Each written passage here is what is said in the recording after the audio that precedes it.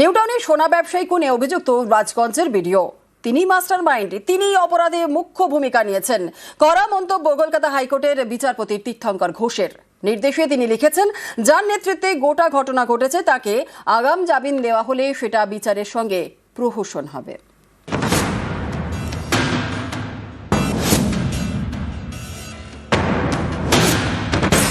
October নিউটাউনে Jatragachhi থেকে সোনা ব্যবসায়ী স্বপন কামিল্লার দেহ উদ্ধার হয়। জলপাইগুড়ির রাজগঞ্জের বিডিও প্রশান্ত বর্মনের বিরুদ্ধে খুনের অভিযোগ দায়ের করে নিহতের পরিবার। 26শে নভেম্বর বারাসাত আদালত তার আগাম জামিন মঞ্জুর করে। 22শে ডিসেম্বর মঙ্গলবার রাজগঞ্জের বিডিওর আগাম জামিন খারিজ করে হাইকোর্ট। কেস ডায়েরি রেখে ছত্রে ছত্রে কড়া মন্তব্য হাইকোর্টের। বিচারপতি তীর্থঙ্কর ঘোষ নির্দেশে লিখেছেন, খুন হওয়া ব্যক্তিকে দত্তাবাদের দোকান থেকে অপহরণ করতে দেখেছেন যারা, সেই প্রত্যক্ষদর্শীদেরও বয়ান নিয়েছে তদন্তকারী এজেন্সি। মারধরের প্রত্যক্ষদর্শী রয়েছেন, একজন আহত প্রত্যক্ষদর্শী রয়েছেন যিনি ঘটনার সূত্রপাত কোথা থেকে হয়েছে তার বিবরণ দিয়েছেন। কিভাবে মারধর করা হয়েছে তারও বর্ণনা দিয়েছেন। এমন সাক্ষী আছেন যিনি আহত প্রত্যক্ষদর্শী চিকিৎসা করেছেন। দেহ নিয়ে যেতে দেখেছেন প্রত্যক্ষদর্শীরা। যে সিসি ক্যামেরা ফুটেজ আছে তা প্রত্যক্ষদর্শীদের বয়ানের সঙ্গে সামঞ্জস্যপূর্ণ। ম্যাজিস্ট্রেটের সামনে বয়ান দিয়েছেন আহত সাক্ষী। সাক্ষীদের বয়ান বিশ্লেষণ করে বোঝা যাচ্ছে অভিযুক্তই মাস্টারমাইন্ড এবং তিনি এই অপরাধে মুখ্য ভূমিকা নিয়েছেন। ম্যাজিস্ট্রেটের কাছে তিনি তার পরিচয় প্রকাশ করেছেন। তথ্য খতিয়ে দেখে বোঝা যাচ্ছে অভিযুক্তই সহযোগীদের জোগাড় করেছিলেন এবং তার সরকারি পদকে কাজে লাগিয়ে অপরাধটি ঘটিয়েছিলেন। মিথ্যের জাল বুনে তদন্তকে ভুল পথে চালানোর চেষ্টা করেছিলেন। বারাসাত আদালতের আগাম জামিনের রায়কে চ্যালেঞ্জ করে কলকাতা হাইকোর্টে যায় বিধাননগর পুলিশ। সেই মামলা নির্দেশে বিচারপতি তীর্থঙ্কর ঘোষ লিখেছেন, আশ্চর্যজনকভাবে 26শে নভেম্বর রায় দেওয়ার সময় পরস্পর বিরোধী কারণের উল্লেখ করে সেশনস কোর্ট।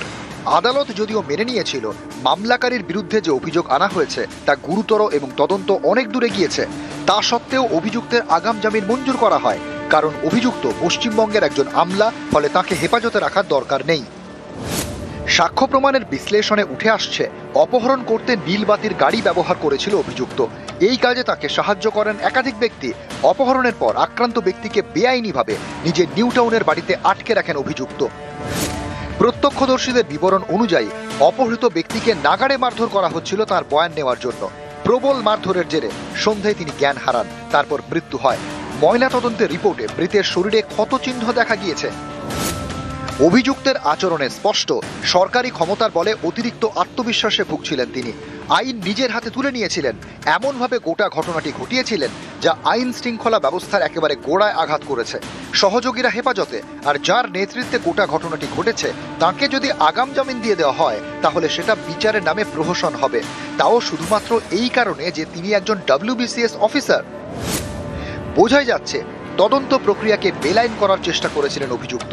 কিন্তু বিমানের টিকিট এবং বিমান সংস্থা দেওয়া তথ্যে স্পষ্ট ঘটনার পর অভিযুক্ত এবং তার সহযোগীরা উত্তরবঙ্গে পালিয়ে গিয়েছিলেন। কোনো জঘন্য অপরাধের মামলায় আগাম জামিন বা জামিনের আবেদনের ক্ষেত্রে বেশ কিছু বিষয় খতিয়ে দেখে আদালত। উত্তর 24 পরগনার সেশন জজ এবং বিধাননগরের ACGM যে রায় দিয়েছেন তাতে পর্যাপ্ত কারণ দেখানো হয়নি। বহু তথ্যকে এড়িয়ে যাওয়া হয়েছে এই রায়ে, তাই রায়টি খারিজ করা হলো। আগাম জামিন খারিজ। সোমবার এভাবেই আগাম জামিন খারিজ করে হাইকোর্ট। বিচারপতি নির্দেশ দেন 72 ঘন্টার মধ্যে বিধাননগর আদালতে রাজগঞ্জের বিডিওকে আত্মসমর্পণ করতে হবে। আমার স্বামীকে প্রশান্ত বর্মনই হত্যা করেছে। আমি হাইকোর্ট করেছিলাম, হাইকোর্ট পরে আম কাকু সে ধমকা চমকা করলো, হাইকোর্ট পরে ও জামিন খারজ হয়েছে। তেণু করি হাইকোর্টকে ধন্যবাদ। রাজগঞ্জের বিডিও প্রশান্ত বর্মন, তার এমনই দাপট যে এখনো রাজগঞ্জের কেউ তার বিরুদ্ধে ক্যামেরার সামনে মুখ খুলতে নারাজ। তাদের বক্তব্য, এই বিডিওর বিরুদ্ধে মুখ খোলা মানেই বিপদ ডেকে আনা। নিউজ 18 বাংলা। সোমবার দল ঘোষণার দিনে প্রার্থীর নাম ঘোষণা করেন হুমায়ুন কবির। বালিগঞ্জ কেন্দ্রে প্রার্থী করেন নিশা চট্টোপাধ্যায়কে, আর তারপরে নিশা রিল ভাইরাল। মঙ্গলবার সেই প্রার্থীকে বাতিল করে দিলেন হুমায়ুন। পাল্টা সাংবাদিক বৈঠক করে মুখ খুললেন নিশা। তাঁর দাবি তিনি হিন্দু বলেই এমন করা হলো। কলকাতা বালিগঞ্জ কেন্দ্রে যেখানে বামুন সুপ্রিয় প্রার্থী আছে নিশা চ্যাটার্জি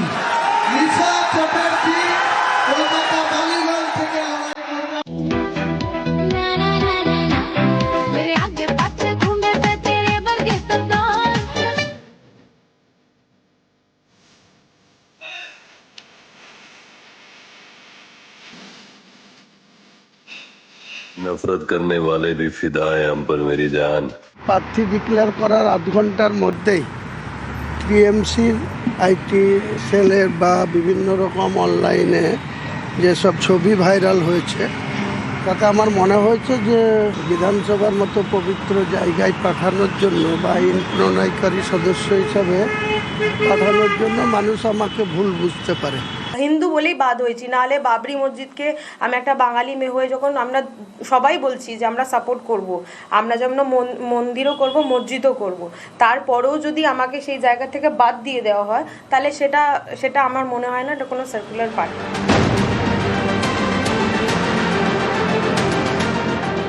সোমবার মুর্শিদাবাদের বেলডাঙ্গার সভা থেকে নতুন রাজনৈতিক দল ঘোষণা করেন হুমায়ুন কবির।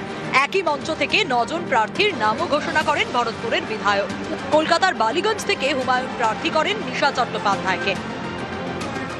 কলকাতা বালিগঞ্জ কেন্দ্রে যেখানে বামুন সুপ্রিয় প্রার্থী আছে নিশা চ্যাটার্জি কলকাতা বালিগঞ্জ থেকে এরপরই সোশ্যাল মিডিয়া ছেয়ে যায় নিশার একের পর এক রিলসে। عندي خوش فاصلة يا أخي تفوز يلا خوش رقصة ميري يا قومي ميري يا قومي